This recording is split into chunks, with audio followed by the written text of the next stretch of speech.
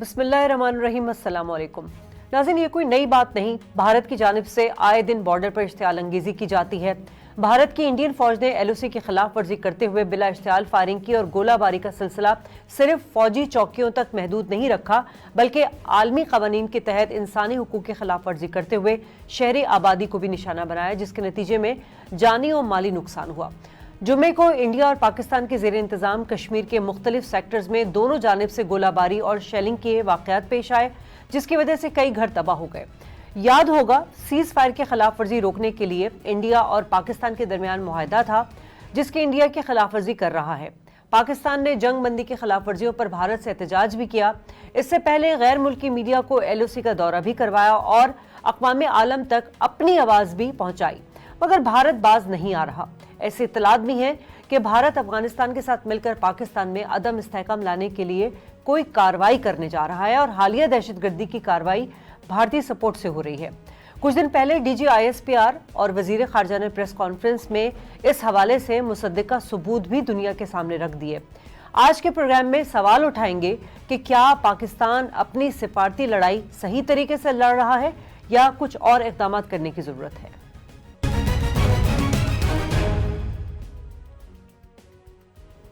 Programme के आगाज में मेहमानों को तारुफ करा दूं। इस वक्त मेरे साथ स्काइप पर मौजूद हैं ब्रिगेडियर हारिस नवाज और टेलीफोन लाइन पर मुझे जनरल रिटायर्ड अमजद शोएब साहब ने ज्वाइन किया। बहुत शुक्रिया सर आप दोनों का। हारिस नवाज साहब, पड़ोसी बदले नहीं जा सकते और जंग किसी मसले का हल नहीं है। भारत हमेशा से LOC की खिलाफ वर्जी करता आ रहा है। इस बार आम शहरियों पर गोलाबारी की क्या हासिल करना चाह रहा है भारत? देखें, प्रॉब्लम ये है कि भारत बहुत बुरी तरह एक्सपोज हो चुका है। अगर आप देखें तो अभी हमारे नेशनल सिक्योरिटी एडवाइज़र ने जब करण थापा का इंटरव्यू था उसमें भी उनको सब कुछ बताया कि किस तरीके से इंडिया जो है वो पाकिस्तान में दहशतगर्दी कर रहे हैं, मनी लॉन्ड्रिंग कर रहे हैं, ग्लोबल टेररिज्म कर रहे हैं। और बैंक भी बताया कि 44 कितने बैंक से मनी लॉन्ड्रिंग में इन्वॉल्व है जी। उसके बाद फिर हमारे जाहिर है कि DG ISPR ने और फॉरेन मिनिस्टर ने कॉन्फ्रेंस की, उसमें फैक्ट्स एंड फिगर के साथ एक एक चीज बता दी कि किस तरीके से इंडिया अफगानिस्तान के रास्ते से बलूचिस्तान में प्रॉब्लम क्रिएट कर रहा है, वहाँ पर मलेशिया नहीं रेस कर रहा है, फिर पाकिस्तान में किस तरीके से हाइब्रिड वॉर के लिए वो कर रहा है, मनी लॉन्ड्रिंग कर रहा है, और सारी रिकॉर्डिंग, पैसा ट्रांसफर, लोग कौन कौन से हैं, कर्नल राजेश और सोन जो सबका बता दिया, हर चीज बता दी। उसके बाद इनको जो चाइना ने इतनी सख्त मार लगाई है, घूसों से, लातों से, मुक्कों से, इनके 30 के करीब फौजी मार दिए, कर्नल मार दिया। फिर उसके बाद इनकी अपनी इंटरनल प्रॉब्लम बहुत हैं। Economically they are in bad shape. जो नरेंद्र मोदी ने वादे किए थे इकोनॉमिक तरक्की के, वो भी नहीं कर सके। फिर इनकी माइनॉरिटीज प्रॉब्लम चल रही हैं। फिर आपके सामने CAA और NRC की प्रॉब्लम्स हो रही हैं। फिर कश्मीर में अब बुरहान वानी की शहादत के बाद अब नौजवानों ने हथियार उठा दिए कश्मीर इंडियन सोल्जर्स को मारने के लिए, और इनकी फौज अनट्रेन्ड और अनप्रोफेशनल है, जिसकी वजह से ये अब बुखलाहट का शिकार है। अवाम इतने मुतासर हो रहे हैं, उनको अटेंशन डाइवर्ट करने के लिए ये लाइन ऑफ कंट्रोल पर फायरिंग करते हैं और अंधाधुंध इनडिस्क्रिमिनेट फायरिंग करते हैं, नॉट रियलाइजिंग कि औरतें, बच्चे, बूढ़े कश्मीरी वो शहीद होते हैं। और हमारी प्रॉब्लम ये है कि दोनों तरफ हमारे कश्मीरी बहन भाई हैं। We are very very careful. हम इनके बंकर्स, इनके फौजियों को मारते हैं, हेडक्वार्टर्स को मारते हैं, और हमने इनके आपके सामने कुछ 10-12 फौजी मारे हैं, और हमारे फौजी शहीद हुआ, 4 जख्मी भी हुए, फिर कश्मीर नौजवान काफी बेचारे शहीद हुए। ये वजूहात हैं जिनकी वजह ये करते हैं, और दुनिया को ये शो करने चाहते हैं कि शायद पाकिस्तान ऐसे इनको तंग करे लाइन ऑफ कंट्रोल के ऊपर। हमने तो पीस का पैगाम दिया है, हमने प्राइम मिनिस्टर ने कई दफा पैगाम दिया, लेकिन साथ ये भी कहा कि हमारे पीस के पैगाम को आप किसी लिहाज से भी हमारी कमजोरी मत समझें। हमने 27 फरवरी को आपको बड़े अच्छे तरीके से बता दिया कि हमारी फौज, एयरफोर्स और तीनों मुसल्लह फौज पूरी तरह तैयार है, उनका क्या हाल कर सकते हैं। ये वजूहात हैं जिसकी वजह से ये इस वक्त बुखलाहट में आके ये लाइन ऑफ कंट्रोल पे फायरिंग कर रहे हैं।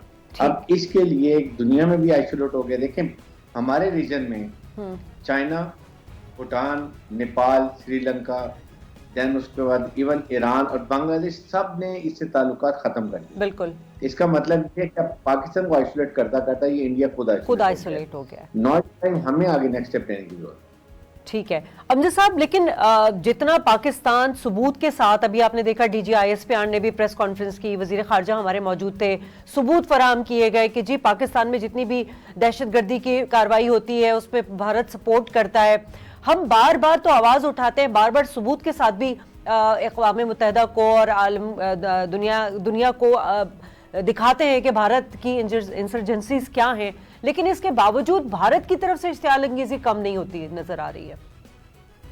बिस्मिल्लाहिर्रहमानिर्रहीम।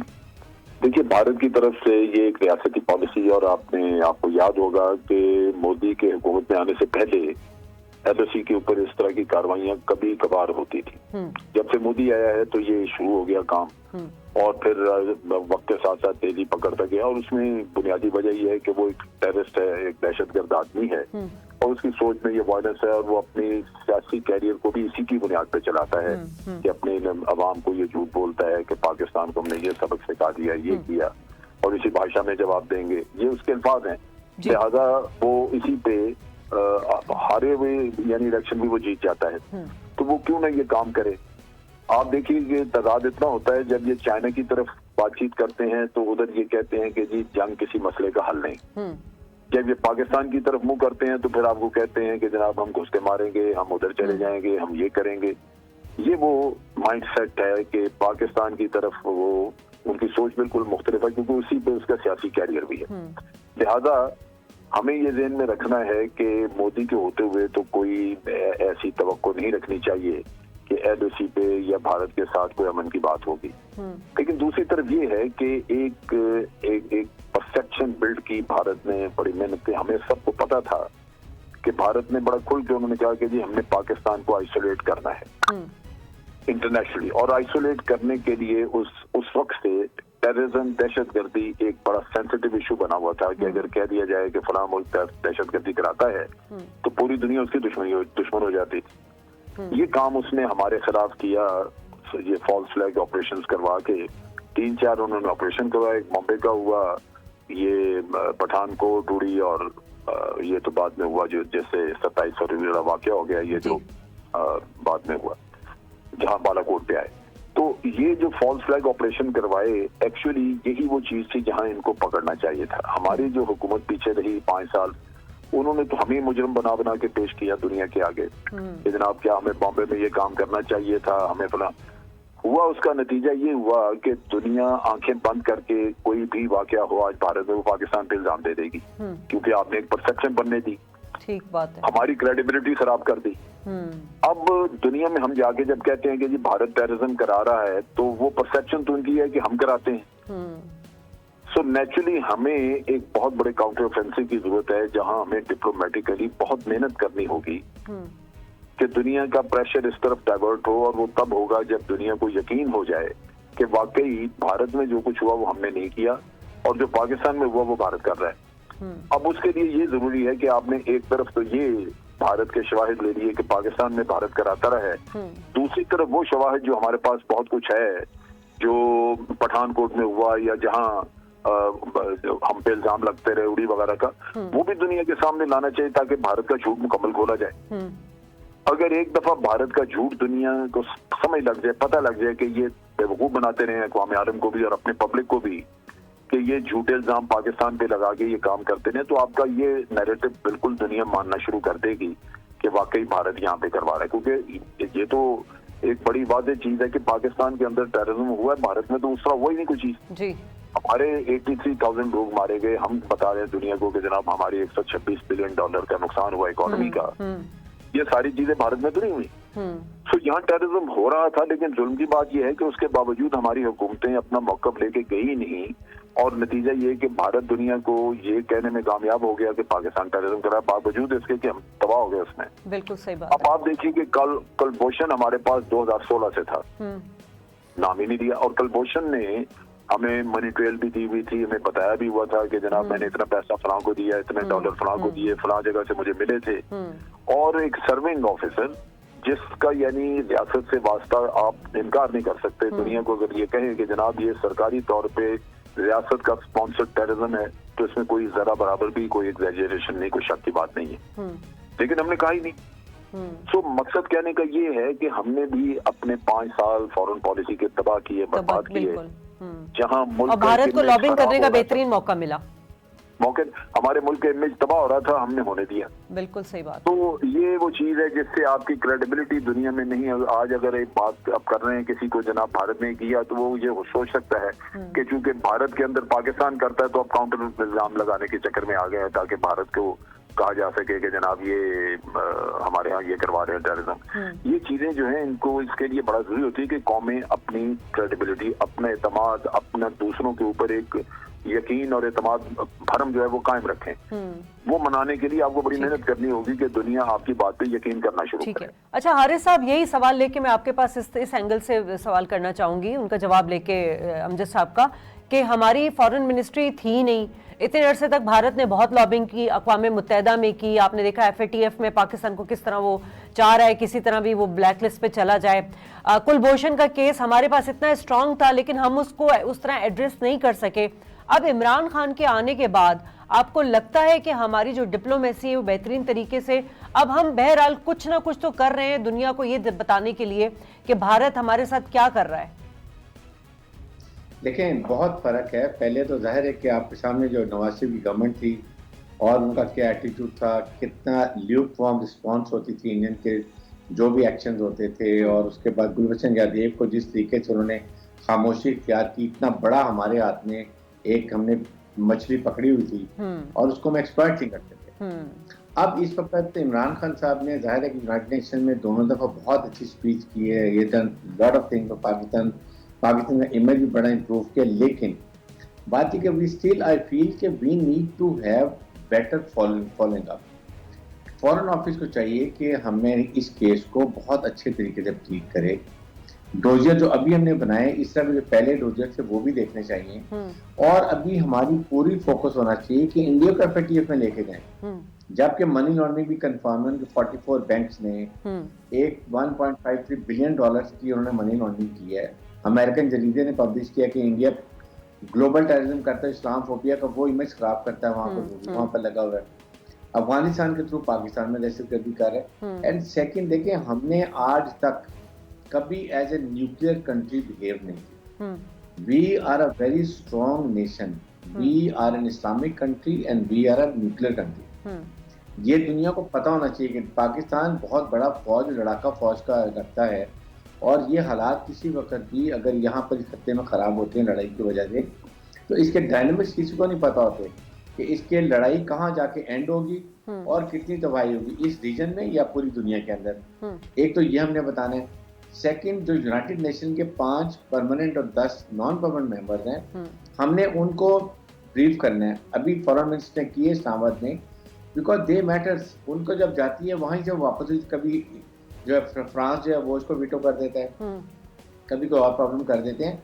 सो हमें अभी इसको बड़ा स्ट्रॉन्ग फॉलोअप करना है, और खास तौर पे एक दफा स्ट्रॉन्ग तरीके से हमने OIC में भी जाना है। Let's see the response. अगर उनका रिस्पांस अच्छा नहीं है and we are disappointed, then we might have to review our policy of staying in OIC। एक तो ये चाहिए। क्या हमें दूसरे ब्लॉक बनाने की जरूरत है? वो भी बहुत जरूरत है। लेकिन साथ ही साथ इंडिया को भी वार्न भी करना चाहिए, दुनिया को वार्न करना चाहिए कि एनफ इज एनफ।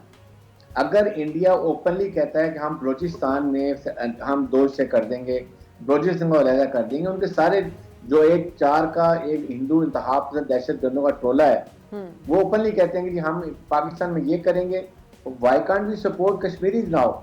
ये लेजिटिमेट राइट है उनका कि अगर यूनाइटेड नेशन में और जेनेवा कन्वेंशन के तहत अगर एक मुल्क दूसरे मुल्क पर कब्जा कर लेता है, उस वहां के लोगों का राइट है कि वो आर्म स्ट्रगल करें, और हमें उनको आप सपोर्ट वार्न करना चाहिए वर्ल्ड को कि 3 महीने 4 महीने हम देखेंगे, उसके बाद we might have to support them because we are their आवाज। पाकिस्तान कश्मीर की आवाज है, और प्राइम मिनिस्टर ने भी कहा है। वो आवाज कब निकलेगी कि हमने उनको सपोर्ट किस तरीके से करना है? अदरवाइज इंडिया आजाद कश्मीर पर क्लेम कर रहा है, गिलगित बल्तिस्तान पर क्लेम कर रहा है। द पर्पज इज CPEC को हर हालत में वो इसको डिले करना चाहते हैं। वो नहीं चाहते किसी तरीके से भी, इवन अमेरिकन भी यही चाहते हैं, और वो इंडिया को एज ए प्रॉक्सी यूज कर रहे हैं कि CPEC के लिए जो भी बलोचिस्तान में डिस्टेबलाइजेशन कर सकते हैं, गिलगित बल्तिस्तान में कर सकते हैं, फाटा में कर सकते हैं, करेंगे। पाकिस्तान फौज ने तहैया किया हुआ है कि हम ऑपरेशनलाइज करेंगे, 2 डिवीजन रेस किए हुए हैं, but the only thing is now we have to tell the world के पाकिस्तान के सर से पानी गुजर रहा है, अब हमारे सब्र का पैमाना लबरेज हो गया है and world has to do something. ठीक है, बड़ी अच्छी बात की हारिस नवाज साहब ने कि डिप्लोमेटिकली हमें पाकिस्तान को अब किस तरह जो है वो इंटरनेशनल फोरम पे अपनी आवाज़ उठानी चाहिए। ब्रेक लेंगे नाज़रीन, ब्रेक के बाद वापस आएंगे तो भारत की खारजा पॉलिसी के हवाले से भी बात करेंगे कि न सिर्फ पाकिस्तान के साथ बल्कि उसके जो दीगर हमसाया ममालिक हैं उनके साथ भी उसके ताल्लुकात बहुत ख़राब हो रहे हैं। इस ब्रेक के बाद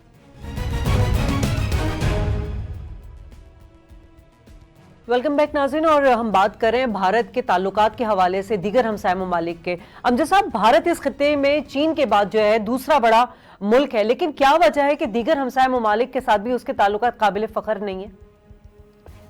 देखिए, मसला वही है कि एक तो भारत अपनी हेजमनी चाहता है, दूसरा भारत के शुरू दिन से एक्सपेंशनिस्ट डिजाइन उनके, और वो आप देखिए कि हैदराबाद पे कब्जा किया, जूनागढ़, फिर कश्मीर और फिर सियाचिन, फिर यहाँ हमारे यहाँ सरकरी। मकसद कहने का ये है कि पाकिस्तान के साथ टोटली एक्सपेंशनिस्ट। अब नेपाल का निकल आया, नेपाल के भी आप देख लीजिए कि इलाकों पे कब्जा उनके इलाके से सड़क गुजारने के चक्कर में है।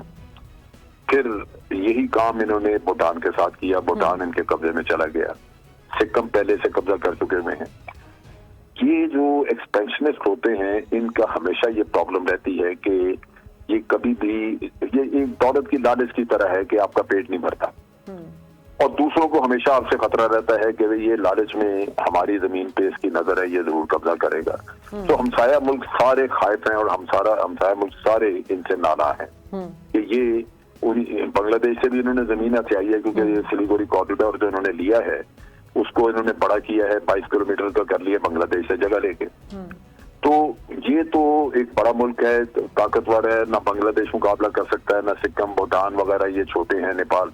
सो नेचुरली उनके ऊपर धौंस जमा के ये उनसे चीजें लेते हैं। ये नेपाल पहली दफा खड़ा हुआ इनके सामने, वो भी मेरा ख्याल है चाइना ने उनकी हिम्मत बनाई, और पाकिस्तान इन्हें के हमेशा से रेजिस्ट कर रहा है, इनके सामने खड़ा है।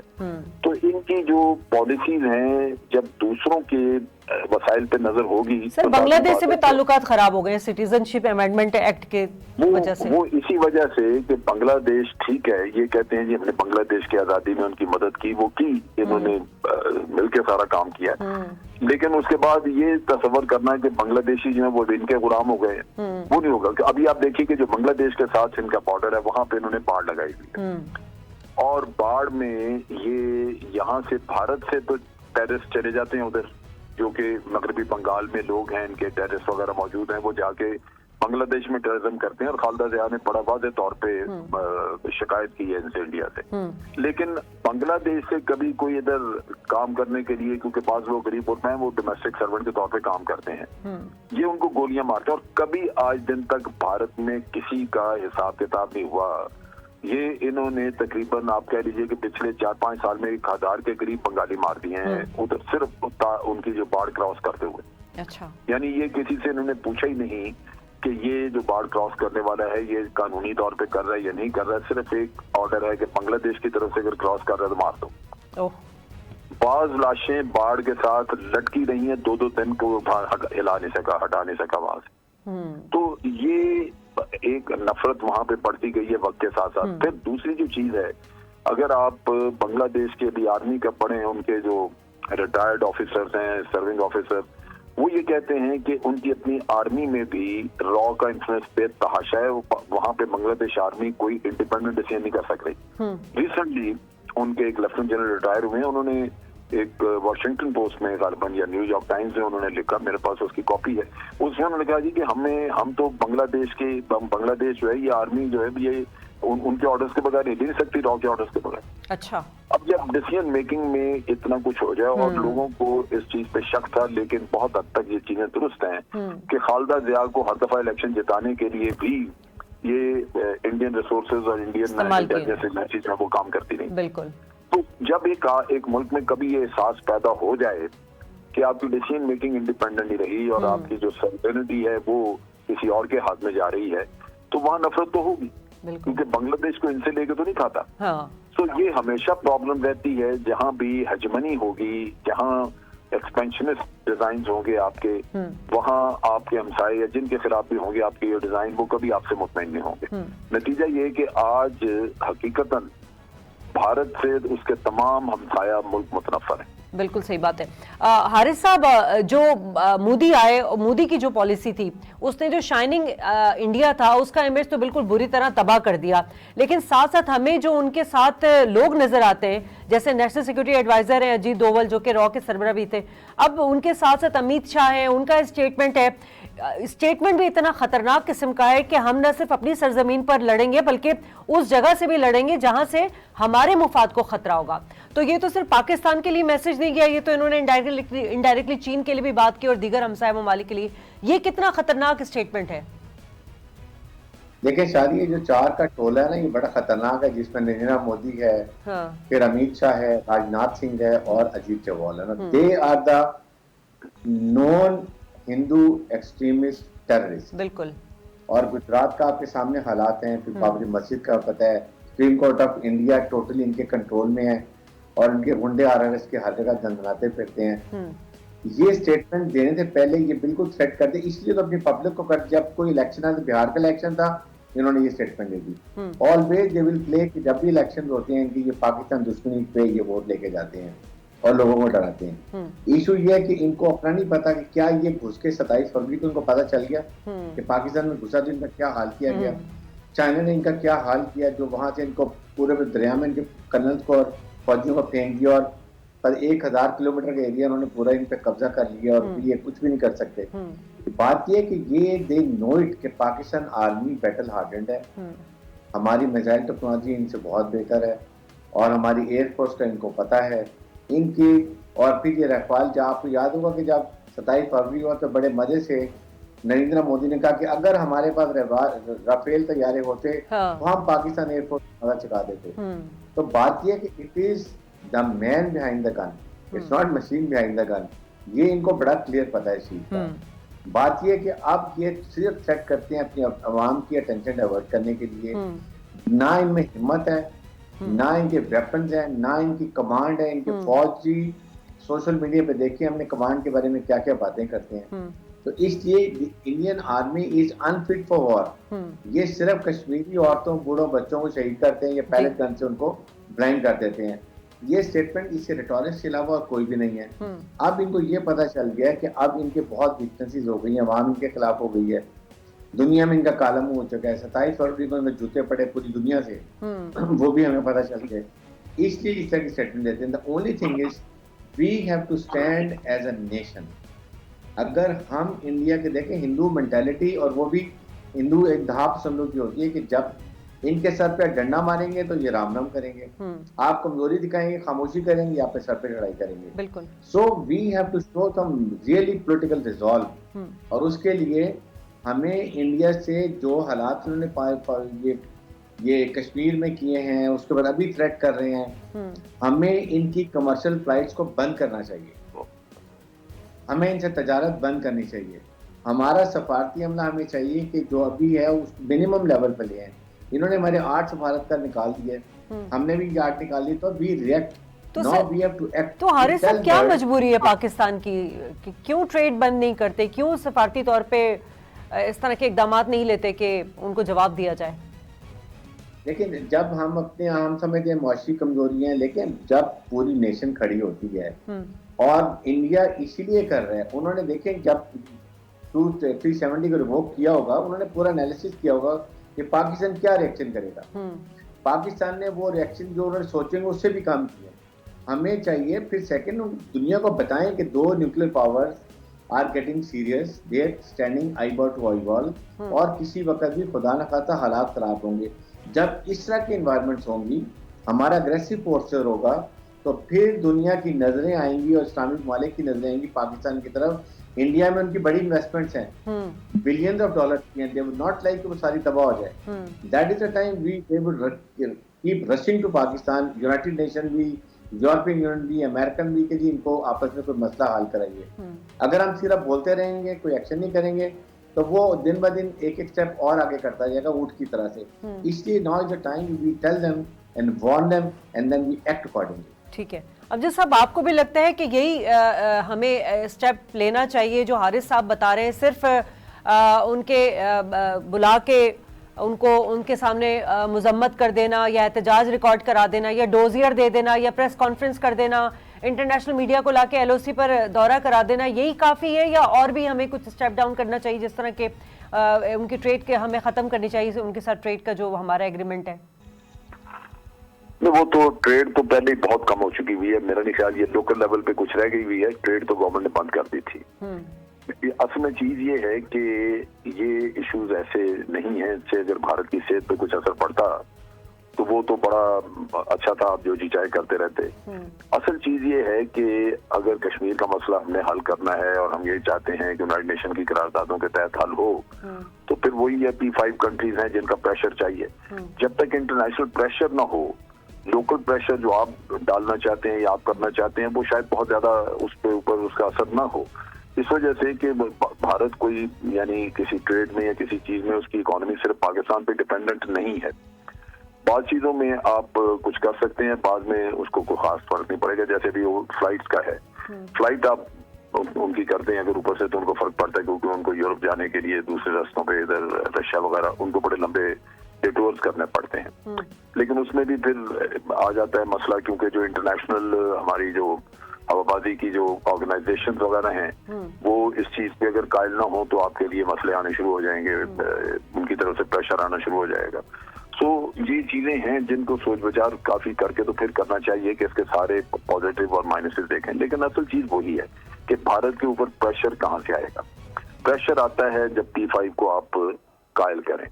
अब P5 को राजी करने में भारत भी अपनी डिप्लोमेसी करता है, दूसरे उनके मफादात भी हैं भारत के साथ। हमें पता है कि वहाँ पे सियासत में मुनाफकत है, अपने मफादात की बुनियाद पे, इंसाफ की बुनियाद पे तो नहीं है P5 की सियासत। लेकिन मैं हमेशा ये देखता हूँ कि क्या हमने कोशिश की है उन तक अपना मुद्दा, अपना जो हमारा है जो नैरेटिव वो उनको पहुंचाया जाए, इस तरह के उनको कायल किया जाए। हमने कोशिश की है कोई उनको? मेरे अपने नुक्ता निगाह के मुताबिक हमने अभी तक कोई ऐसी एफर्ट नहीं की जिसकी वजह से इंटरनेशनल प्रेशर भारत के ऊपर आता। मैं एक आपको बड़ी मोटी मिसाल देता हूँ। जब पुलवामा का किस्सा हुआ तो इंटरनेशनल इधर भारत ने इल्जाम लगाया पुलवामा का पाकिस्तान के ऊपर के जनाब पाकिस्तान ने किया है, और घंटे के अंदर अंदर दुनिया ने कहा जी India retains the right to retaliate, यानी इंडिया को अब हक हासिल है कि पाकिस्तान के ऊपर हमला करे। किसी ने सबूत नहीं मांगा, सब ने ये समझ लिया, इतनी यकीन की हद तक कि पाकिस्तान नहीं कराया होगा, भारत कह रहा है, क्योंकि हमने इतने साल तक उनको किसी को इस नैरेटिव से मतलब इस भारत के इस नैरेटिव को हमने कभी भी जाहिल करने की कोशिश न की। अब हुआ ये, जो मैं इंपॉर्टेंट चीज बताने लगा हूँ कि जब बालाकोट पे उन्होंने हमला किया वो नाकाम हो गया, हम मुतमईन हो गए, लेकिन हमारी इंटरनेशनल बाउंड्री तो क्रॉस की, हमारी सॉवरेनिटी तो वायलेट हुई थी ना। बिल्कुल। लेकिन किसी ने दुनिया में इसको कंडेम नहीं किया। बिल्कुल। दूसरे उसको दुनिया बाकी चले छोड़ दें, चाइना जो हमारे करीब तरीन दोस्त है उसने कंडेम नहीं किया।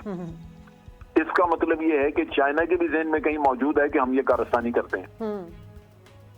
सो आप जब भी किसी से प्रेशर, जो लोग प्रेशर उन पे ला सकते हैं, उनके ज़हनों में अगर ये बैठा हुआ है कि नहीं हम ही शरारती हैं, हम ही कुछ करते रहते हैं, तो आप किससे? चलिए हमारा तो केस अलग है, लेकिन जो इंडिया कश्मीर में हो रहा है, मतलब आर्टिकल 370 35A मनसूख करके वहां की खुसूसी हैसियत खत्म कर दी, बदतरीन कर्फ्यू लॉकडाउन लगा दिया, लेकिन दुनिया को ये नजर नहीं आ रहा। खुसूसी हैसियत खत्म करने का इशू जो है वो सिर्फ लोकल है, उसका केस के ऊपर असर नहीं पड़ता। वो कश्मीरी हैं, वो कश्मीरी इसमें जो बात लोग जो जिनको, लेकिन बदतरीन तशद्दुद जो किया जा रहा है कश्मीरियों पे वो तो सबको नजर आ रहा है ना सर। वो चीज है उस पे कई जगहों पे आप देखिए कि यूनाइटेड नेशन की जो ह्यूमन राइट्स ऑर्गेनाइजेशन है उन्होंने बड़ी जबरदस्त रिपोर्ट तैयार की और उसमें बड़ा कंडेम किया। उन्होंने कहा जी भारत को फैक्ट फाइंडिंग मिशन जो है उनको इजाजत देनी चाहिए, भारत इजाजत नहीं देता। ये सारा कुछ चल रहा है और कई ह्यूमन राइट्स ऑर्गेनाइजेशन ने और इंटरनेशनली यूरोपियन यूनियन में भी इस पे बड़ी बात हुई, पार्लियामेंट में डिस्कस हुआ, लेकिन हमारी तरफ से तो नहीं कुछ हुआ ना। क्या शाह महमूद कुरैशी या हुकूमत पाकिस्तान इन्होंने डेलीगेशंस भेजे? चले नवाज शरीफ की गवर्नमेंट तो करती ही नहीं थी, लेकिन ये गवर्नमेंट कुछ न कुछ लिप सर्विस करती है। इमरान खान कहते हैं कि जनाब मैं सफीर हूँ कश्मीरियों का, तो सफारत क्या की आप बता दें, कहाँ है सफारत? ये आपने जाके दुनिया को झंझोड़ना था। अच्छा उनके जमीर सोए हुए हैं तो जगाने वाले तो आप ही है ना, कश्मीरियों की आवाज तो आप है और तो कोई नहीं है। जी।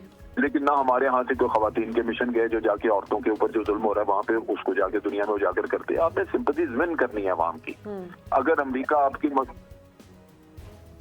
अवाम अगर आपके साथ हो जाए उन मुल्कों के, तो वो अपनी हुकूमतों के ऊपर प्रेशर ले आते हैं। तो ये करना चाहिए, ये हम नहीं कर रहे, हमें मेरा ख्याल है तवज्जो देने की जरूरत है। ठीक है हारिस साहब, आप भी एग्री करते हैं हमें यही इकदाम लेने चाहिए? देखिए, मैं इनको जनरल नमजद के बाद को मैं आगे फॉलो लेके आगे चलता हूँ और वो बहुत अहम है। आप मुझे ये बताइए कि हमारे फॉरेन मिनिस्टर जब से ये 1.5 साल हुआ है, हाउ मेनी टाइम ये गॉन अब्रॉड, और पर्सनली फॉरेन मिनिस्टर कितनी दफा जाके किन किन ममालिक में जाके पाकिस्तान का नुक्ता नज़र उन्होंने बयान किया। He has not visited any country. मेरे ख्याल में चाइना गए हैं और उसके बाद और कहीं भी नहीं गए हैं। क्या इनको 5 परमानेंट मेंबर से मिलने की जरूरत थी? क्या 10 नॉन परमानेंट मेंबर्स को जाकर कन्विंस करना था उनके ममालिक के प्राइम मिनिस्टर को, फॉरेन मिनिस्टर को, कि this is what is happening with us, और हम इस वजह से हम यूनाइटेड नेशंस आ रहे हैं, अब हमारी मदद की। सर पिछले 8-9 सालों से भी तो हमने कश्मीर कमेटी का हाथी पाला हुआ था ना, मौलाना फजलुर रहमान थे उसके चेयरमैन, क्या हुआ? ठीक है, मैं आई डू एग्री, लेकिन अब बात है कि चले वो तो जो इन्होंने मौलाना फजलुर रहमान ने तबाही करने की कर दी, हम आगे तो चलें। तो इस वक्त फॉरेन मिनिस्टर को चाहिए कि he should move out with the dossier और बड़ी सख्ती से अपने फॉरेन एम्बेसी सारे मुल्कों में 15 मुल्क जो इनको बताएं और इस्लामिक मामले को बताएं कि व्हाट पाकिस्तान इज फेसिंग, और इससे कितना खतरनाक यहाँ पर एक खेल खेला जा रहा है जो इंडिया खेल रहा है, और पाकिस्तान को चाह रहे हैं कि खुदा न खास्ता वो कि पाकिस्तान के छोटे हिस्से कर दें, पाकिस्तानी फौज को कमजोर कर दें, अवाम को फौज से कमजोर कर दें, जो एनिमी का नैरेटिव है। हमारे ऑपोजिशन लीडर भी यही बातें कर रहे हैं। ये अपना घर भी ठीक करें और बाहर फॉरेन रिलेशंस को इंप्रूव करें। ठीक है, we have to go for diplomatic offensive. ठीक है, बहुत शुक्रिया हारिस नवाज साहब आपका, अमजद शुएब साहब आपका। नाज़रीन, प्रोग्राम का वक्त ख़त्म हो रहा है और इख्तिताम में यही कहूँगी कि हमें बड़ी एग्रेसिव डिप्लोमेसी करनी पड़ेगी। सिर्फ भारतीय हाई कमीशन को बुलाकर एहतजाज कर देना, डोजियर दे देना, सबूत दे देना, बयानात दे देना, ये काफ़ी नहीं होगा। प्रोग्राम से इजाज़त चाहती हूँ, अल्लाह ने के बाद।